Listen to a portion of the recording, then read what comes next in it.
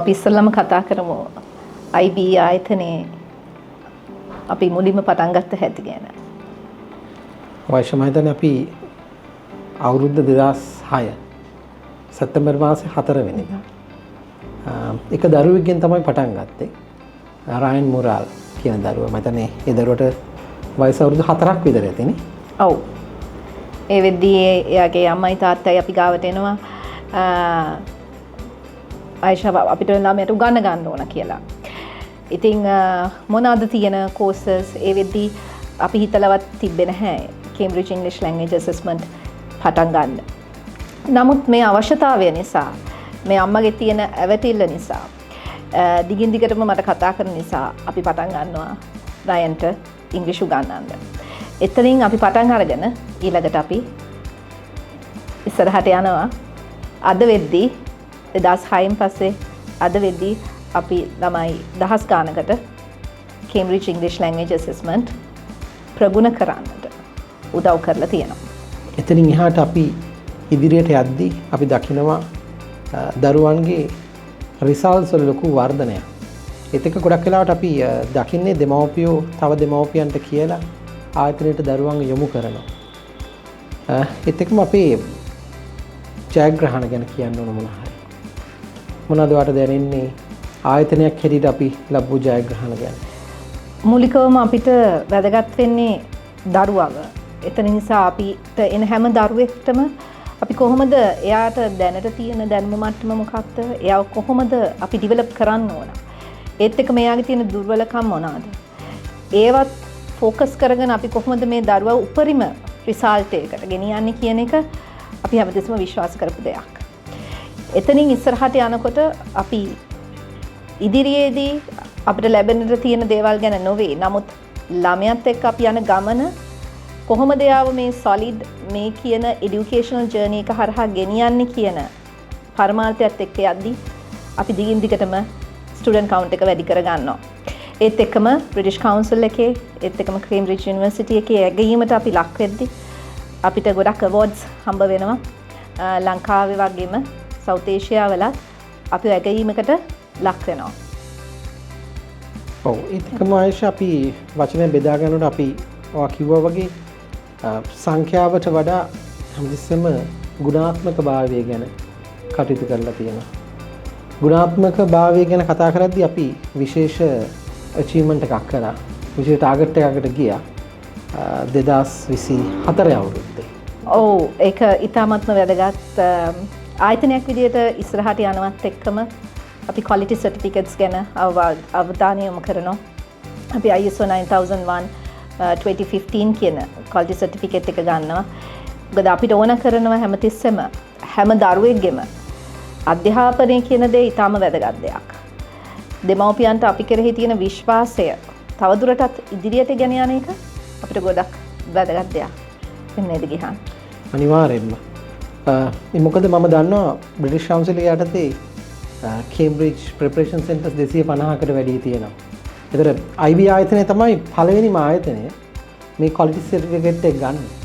ඒක විශේෂ පැසසුමක් ලක් වෙන British Council එකෙන් ඒගොල්ලන්ගේ country director exam manager ඔක්කොම ඇවිල්ලා විශේෂ උත්සවයක් අපි සූදානම් කරනවා. ඒක මම හිතනවා අපේ ගමනේ ඉතාමත් වැදගත් සම්දිස්ථානයක් කියලා. ඔව් මේත් එක්කම අපි ඉදිරියටම යන්න තීරණය කරනවා. මොකක්ද අපි බලනවා ලංකාව තුල අපේ දරුවන්ව තවදුරටත් ඉස්සරහට ගෙනියන්න පුළුවන් විදිය කොමක්ද කියලා. එතනදී තමයි අපි ඉංග්‍රීසි ලැන්ග්වේජ් එකට අමතරව අපි මේ දරුවන්ගේ කුසලතාවයන් වර්ධනය කරන ඒ වගේම ග්ලෝබල් වර්ක් ෆෝස් එකට ළමයි එකතු කරන්න අවශ්‍ය කරන ග්ලෝබල් ස්කිල්ස් කියන ඉතාමත්ම වැදගත් කන්සෙප්ට් එක අපිට අඳුනලා දෙන්න අවශ්‍යතාවයක් තියෙනවා අපේ ඉන්ස්ටිටියුට් එකේම ඉගෙන ගන්න ළමයින්ට. ඒත් එකම අපි ආරම්භ කරනවා විශේෂ කාර්යයන් කීපයක්ම අපි අලුත් ආයතන දෙකක් පටන් ගන්නවා. ඒ ගැන කිව්වොත් ගිහන්. ඔව් මොකද 2023 අවුරුද්දේ අපි දකිනවා ආයිෂා කියපු විදිහට විශේෂයෙන්ම අපේම දෙමව්පියෝ අන්තිම එක්සෑම් එක කියන්නේ certificate in proficiency in English C2 level එකක් reach කරයින් පස්සේ මෙතනින් පස්සේ මොනවාද IB එකෙන් කරන්න පුළුවන් කියන. ඒ දේ තදින්ම අපිට දැනෙච්ච දෙයක්. දෙමව්පියෝ අපි කෙරෙහි තිබ්බ විශ්වාසෙත් එක්ක ඔවුන්ව උසස් අධ්‍යාපනය සඳහා යොමු කිරීමට නිවැරදි මඟ පෙන්වීමක් අපිට දෙන්නට පුළුවන් කියලා. ඒ අනුව තමයි 2020 අවුරුද්දේ අපි කම්පනීස් දෙකක් ෆෝම් කරන්නේ. ඒ කියන්නේ IB graduate school එකයි ඊට පස්සේ IB higher education services එකයි.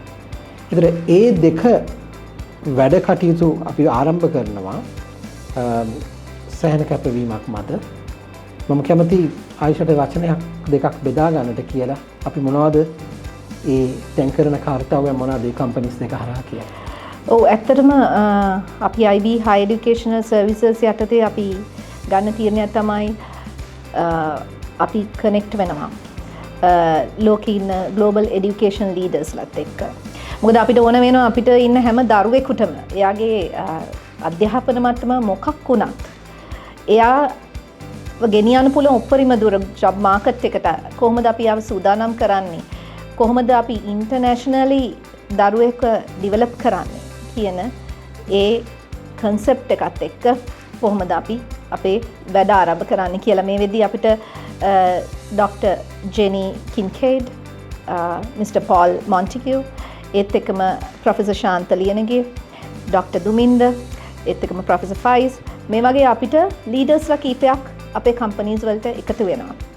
මේ අතර අපි යනවා පාර්ට්නර්ෂිප්ස් වලට, විශේෂයෙන්ම USA based පාර්ට්නර්ෂිප්ස් වලට අපි යනවා.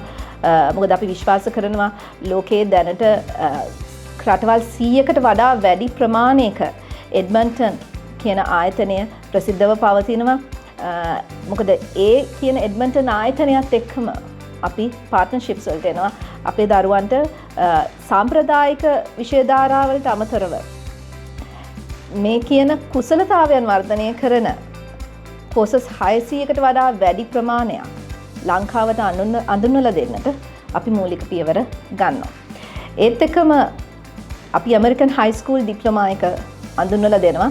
මෙතනදී තාම වැදගත් වෙන්නේ උගන්වන ගුරුවරුන්ගේ qualifications, cognia qualified teachers තමයි ළමයිට උගන්වන්නට යන්නේ. ඒ synchronized method එක හරහා. ඒක ඊටාම සූක්ෂම method එකක්, USA method එකක්. ඒකට හේතුව ළමයාව සම්පූර්ණයෙන්ම ඇනලයිස් කරන්න මේ සිස්ටම් එකට පුළුවන්. ඒත් එක්කම අපිට පුළුවන් දරුවාට මොකක්ද තේරෙන්නේ, මොකක්ද යාට තේරෙන්නේ නැත්තේ, එයා වෙනුවෙන් අපි කරන්න ඕන මොනවද කියන දේ මේ කියන සිස්ටම් හරහා දැනගන්න. ඇමරිකන් හයි ස්කූල් ඩිප්ලෝමා එක ඉතාම වැදගත්. O levels ඉවර කරන ළමයින්ට. ඉහන එක මොකද මට හිතෙනවා දැන් ඇත්තටම අපි දන්න සමහර දරුවෝ උසස් අධ්‍යාපනයේ පිටරට ගියාම O levels කරලා හරි A levels කරලා හරි ඒ කියන තරම්ම පහසු නැහැ ඒ දේවල් කරගන්න. ඒ රටවලට ගියාම සමහර විට අපි දන්නවා ඒගොල්ලෝ අපිත් එක්ක අත්දැකීම් බෙදාගෙන තියෙනවා. සමහරට පැය ගාණක් ඒගොල්ලෝ part time jobs කරනවා. ඊට අමතරව යුනිවර්සිටි එකේ වැඩ ටික කරගන්න අපහසු වෙනවා. සමහර අය courses fail වෙනවා. ඒතර සමහර දෙමව්පියෝ සමහර ගොඩාක් මුදල් ණය වෙනවා මෙහින් එහෙට සල්ලි යවන්න.